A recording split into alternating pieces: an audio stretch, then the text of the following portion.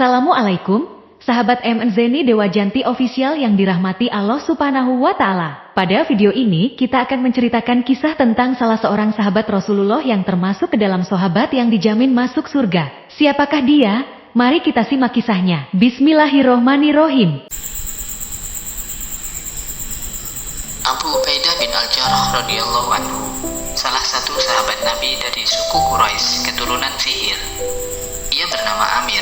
Ayahnya adalah Abdullah bin Al-Jarrah yang tetap mempertahankan kekafirannya hingga akhir hayatnya. Sementara ibunya, Umaymah binti Gham, memeluk Islam. Abu Ubaidah memiliki dua anak, Yazid dan Umair, hasil pernikahannya dengan Hindun bin Jabir. Namun, keduanya meninggal saat masih kecil, sehingga Abu Ubaidah tidak lagi memiliki keturunan.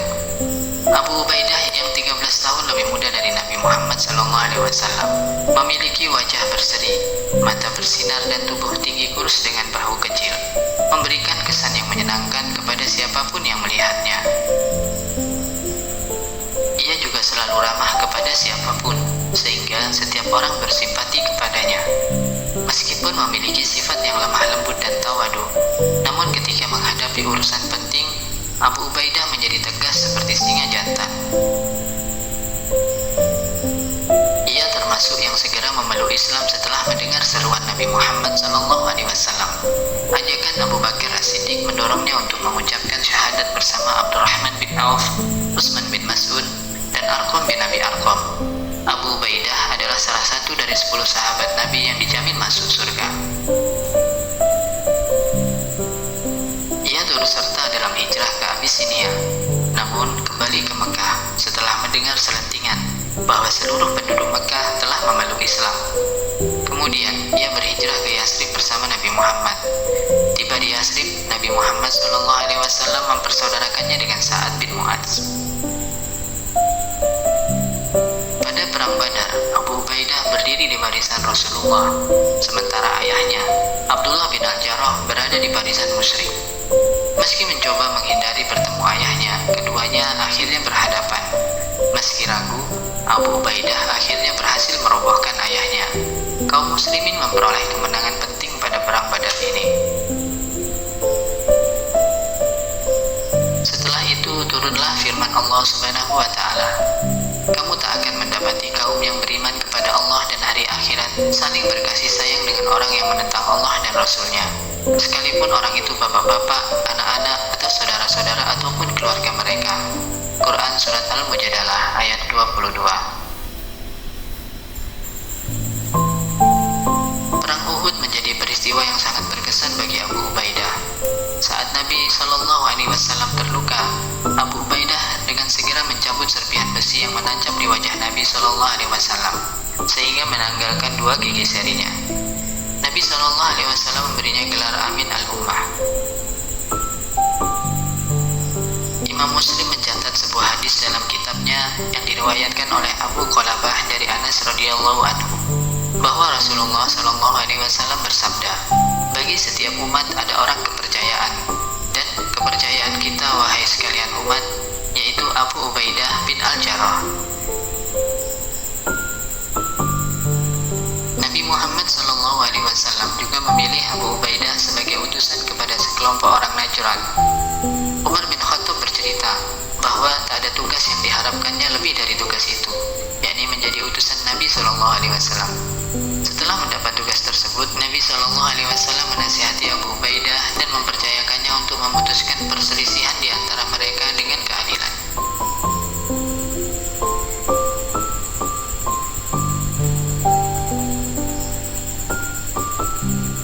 Ketika terjadi perang Yarmuk, Khalifah Abu Bakar radhiyallahu anhu mengangkat Khalid bin Walid sebagai panglima pasukan. Setelah meninggalnya Khalifah Abu Bakar, Khalifah Umar bin Khattab radhiyallahu anhu yang menjadi khalifah berikutnya mengkhawatirkan akan timbulnya fitnah. Umar bin Khattab kemudian mencopot Khalid bin Walid dari jabatannya dan mengangkat Abu Ubaidah sebagai panglima. Namun Abu Ubaidah merahasiakan surat perintah dari khalifah hingga peperangan usai, dan kaum muslim mendapat kemenangan atas tentara Romawi. Usai perang, ia menyerahkan surat perintah itu kepada Khalid. Setelah membacanya, Khalid berkata, "Semoga Allah memberi rahmat kepadamu, Abu Ubaidah. Tapi kenapa kau tidak langsung menyampaikan surat perintah ini kepadaku? Abu Ubaidah menjawab, aku tidak mau mengganggu konsentrasi pasukan. Kita tidak sedang berbicara tentang urusan dunia, dan bukan pula karena dunia kita berperang. Kita semua adalah saudara dalam agama Allah. Ketika Khalifah Umar bin Khattab mengunjungi Syam, sehingga para pembesar di sana, baik sipil maupun militer, datang menghadapnya, Khalifah Umar berkata, "Di mana saudaraku?" Mereka bertanya, "Siapa?" "Abu Ubaidah," jawab Umar. "Ia akan segera menemuimu," seru mereka. Kemudian Abu Ubaidah datang menunggangi unta yang diikat dengan tali. Ia memberi salam kepada Khalifah dan berkata kepada hadirin, "Pergilah kalian dan biarkan kami berdua." Kemudian ia berjalan bersama Khalifah menuju rumahnya. Melihat kondisi sederhana rumah Abu Ubaidah, Umar menyarankan agar ia mengambil harta untuk dirinya. Namun Abu Ubaidah menyatakan bahwa kebahagiaannya terletak pada kesederhanaan yang dimilikinya.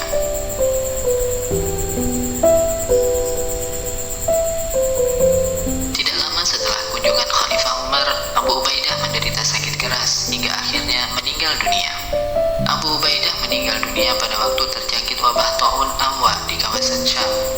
Ketika itu Abu Ubaidah yang dipercaya oleh Khalifah Umar radhiyallahu anhu memimpin pasukan muslimin menaklukkan wilayah Syam.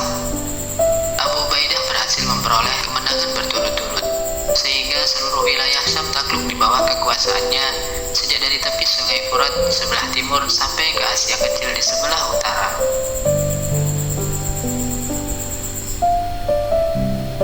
Sementara itu, penduduk di negeri Syam terjangkit penyakit menular yang amat berbahaya, yang belum pernah terjadi sebelumnya, sehingga korban berjatuhan. Sebenarnya Khalifah Umar radhiyallahu anhu sudah berupaya untuk mengeluarkan Abu Ubaidah dari Syam sebelum ia terkena wabah, dengan menulis surat kepadanya, "Ada suatu keperluan yang aku hadapi, dan aku membutuhkanmu untuk menunaikan keperluan itu. Maka segeralah menghadapku." Setelah membaca surat ini, Abu Ubaidah berkata, "Aku tahu keperluan Amirul Mukminin. Ia hendak mengabadikan orang yang tidak abadi." Abu Ubaidah mengirim surat balasan, "Sebenarnya aku sudah tahu keperluanmu, maka aku berharap engkau dapat membatalkan keinginanmu kepadaku. Karena aku berada dalam satu pasukan kaum muslimin, dan aku tidak ingin diperlakukan berbeda dari mereka." Begitu membaca surat balasan itu, Umar radhiyallahu anhu menangis. Umar radhiyallahu anhu menyadari bahwa kematian akan segera menjemput Abu Ubaidah. Jenazahnya dimakamkan di Baisan. Mu'adz bin Jabal ikut mensolati jenazahnya. Beliau wafat pada tahun ke-12 kekhalifahan Umar di usia 58 tahun.